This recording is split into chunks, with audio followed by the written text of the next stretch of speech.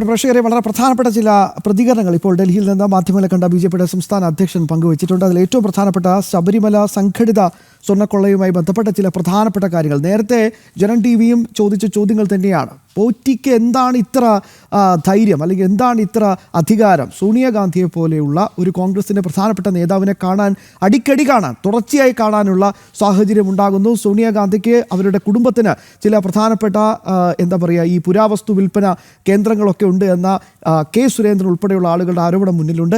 പ്രസാദം കൊടുക്കാനാണ് പോയത് എന്ന അടൂർ പ്രകാശിൻ്റെ ന്യായീകരണമുണ്ട്. അതിൽ അന്വേഷണ സംഘം തൃപ്തി ആയിട്ടുണ്ടോ, അവർക്ക് ഇനിയിപ്പോൾ അങ്ങോട്ടൊന്നും പോകണ്ട, അടൂർ പറഞ്ഞല്ലോ എന്നൊക്കെ പറഞ്ഞിട്ടുള്ള ഒരു സാഹചര്യമുണ്ടോ എന്നൊക്കെയുള്ളൊരു സാഹചര്യത്തിലാണ് വളരെ നിർണായകമായ ചോദ്യം ഇപ്പോൾ രാജീവ് ചന്ദ്രശേഖർ ചോദിക്കുന്നത്. സോണിയാഗാന്ധിയെ എന്തിനാണ് പോറ്റി കണ്ടത്? അതിനൊരു വ്യക്തമായ ഉത്തരം നൽകാൻ കോൺഗ്രസിന് സാധിക്കുന്നുണ്ടോ? മറ്റൊന്ന്, ബി.ജെ.പി തന്ത്രിയെ സംരക്ഷിക്കാൻ ശ്രമിക്കില്ല, തെറ്റ് ചെയ്തവരെല്ലാം ശിക്ഷ അനുഭവിക്കണം, അയ്യപ്പ വിശ്വാസികളെ സംരക്ഷിക്കുക എന്നത് മാത്രമാണ് ബി.ജെ.പിയുടെ ശ്രമം.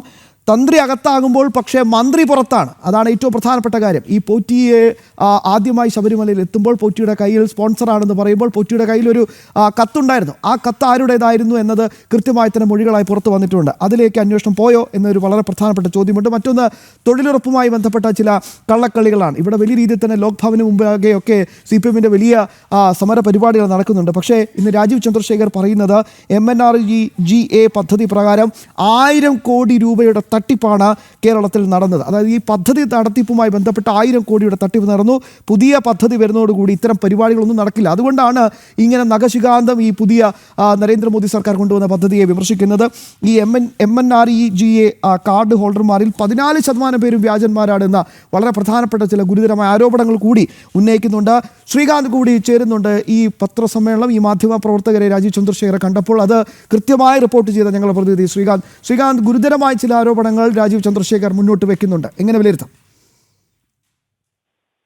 ഇതിൽ ഏറ്റവും പ്രധാനപ്പെട്ട കാര്യം എന്ന് പറയുന്നത് ഈ ശബരിമല കേസുമായി ബന്ധപ്പെട്ടാണ്. ശബരിമലയുമായി ബന്ധപ്പെട്ട് സോണിയാഗാന്ധിയെ എന്തിനാണ് ഈ ഉണ്ണികൃഷ്ണൻ പോറ്റി, ദല്ലാളായ ഉണ്ണികൃഷ്ണൻ പോറ്റി കണ്ടത് എന്നതാണ് രാജീവ് ചന്ദ്രശേഖർ ചോദിക്കുന്നത്. ഒരു സുപ്രധാനമായ ചോദ്യമാണ്. ഈ ചോദ്യത്തിന് ഈ നിമിഷം വരെയും ഉത്തരം കിട്ടിയിട്ടില്ല. നമുക്കറിയാം, രാജ്യം ഭരിച്ചിരുന്ന പാർട്ടിയുടെ തലപ്പത്തിരുന്ന വ്യക്തിയാണ്. ഈ രാജ്യം കോൺഗ്രസ് ഭരിക്കുമ്പോൾ അതിന്റെ നിർണായക തീരുമാനങ്ങൾ എടുത്തിരുന്ന വ്യക്തിയാണ്.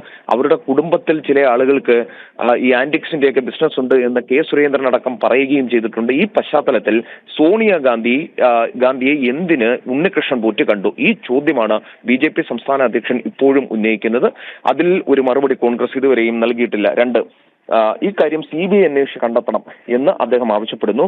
മറ്റൊന്ന്, ഈ തന്ത്രിയെ സംരക്ഷിക്കാൻ BJP ശ്രമിക്കുകയാണോ എന്നൊരു ചോദ്യം രാജീവ് ചന്ദ്രശേഖറിനോട് മാധ്യമങ്ങൾ ചോദിച്ചിരുന്നു.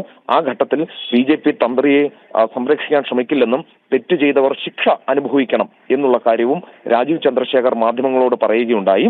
മാത്രമല്ല, അയ്യപ്പ വിശ്വാസികളെ സംരക്ഷിക്കാനാണ് BJP ശ്രമിക്കുന്നത് എന്നാണ് ഇന്നിപ്പോൾ തന്ത്രി വിഷയവുമായി ബന്ധപ്പെട്ട് രാജീവ് ചന്ദ്രശേഖർ പ്രതികരിച്ചത്. തന്ത്രി അകത്താകുമ്പോൾ മന്ത്രി പുറത്താകരുത് എന്നുകൂടി അദ്ദേഹം പറഞ്ഞു വെക്കുന്നുണ്ട്. അതായത് ഈ കേസിൽ തന്ത്രിയിലേക്ക് മാത്രം വഴിതിരിച്ചു വിട്ട് മന്ത്രിയെ രക്ഷിക്കാനുള്ള ശ്രമം നടക്കുന്നുണ്ട് എന്നാണ് രാജീവ് ചന്ദ്രശേഖർ ചൂണ്ടിക്കാണിക്കുന്നത്. ഒരു സുപ്രധാനമായ ആരോപണം കൂടിയാണ്. പിന്നെ ഒന്ന്, ശ്യാമു പറഞ്ഞതുപോലെ MNREGA ബന്ധപ്പെട്ടാണ് കഴിഞ്ഞ ദിവസം ഇന്നലെ ഈ വിഷയവുമായി ബന്ധപ്പെട്ട് MNREGA മാറ്റി VBG റാംജി വന്നപ്പോൾ കോൺഗ്രസ് ഇന്നലെ വ്യാപകമായ പ്രതിഷേധം നടത്തിയിരുന്നു. ആ പ്രതിഷേധത്തിലും ഇന്ന് രാജീവ് ചന്ദ്രശേഖറിന്റെ പ്രതികരണം വന്നു. MNREGA പദ്ധതിയുമായി ബന്ധപ്പെട്ട് 2.35 ലക്ഷം കോടി രൂപയാണ് UPA സർക്കാർ ഈ MNREGA പദ്ധതിക്ക് ആകെ നൽകിയത്. പക്ഷേ നരേന്ദ്രമോദി സർക്കാർ 7.83 ലക്ഷം കോടി രൂപ നൽകി എന്ന് പറയുന്നുണ്ട്. MNREGA പദ്ധതി പ്രകാരം 100 ദിവസം മാത്രമാണ് തൊഴിൽ കിട്ടിയിരുന്നത്. എന്നാൽ VBG റാംജി പദ്ധതി പ്രകാരം 125 തൊഴിൽ ദിനങ്ങൾ കിട്ടും. MNREGA പദ്ധതിയിൽ വലിയ അഴിമതി നടന്നു എന്നാണ് പറയുന്നത്. കേരളത്തിലെ 14% MNREGA കാർഡ് ഹോൾഡർമാർ വ്യാജന്മാരായിരുന്നു എന്ന് രാജീവ് ചന്ദ്രശേഖർ പറയുന്നു. MNREGA പദ്ധതിയിൽ 1000 കോടി രൂപയുടെ തട്ടിപ്പ് നടന്നു എന്നും രാജീവ് ചന്ദ്രശേഖർ ഇപ്പോൾ പറയുന്നുണ്ട്. അതായത് ഈ MNREGA എന്തുകൊണ്ട് ഈ കോൺഗ്രസും CPIM-ഉം എതിർക്കുന്നു എന്നതിന്റെ ചോദ്യം, ഈ വ്യാജ കാർഡ് ഹോൾഡർമാർ പിടിക്കപ്പെടും, ഏതാണ്ട് 1000 കോടി രൂപയുടെ അഴിമതി നടന്നത് പുറത്താകും, അങ്ങനെയുള്ള കാര്യങ്ങൾ അവരെ ഭയപ്പെടുത്തുന്നു എന്ന് തന്നെയാണ് BJP സംസ്ഥാന അധ്യക്ഷൻ കൂട്ടിച്ചേർക്കുന്നത്.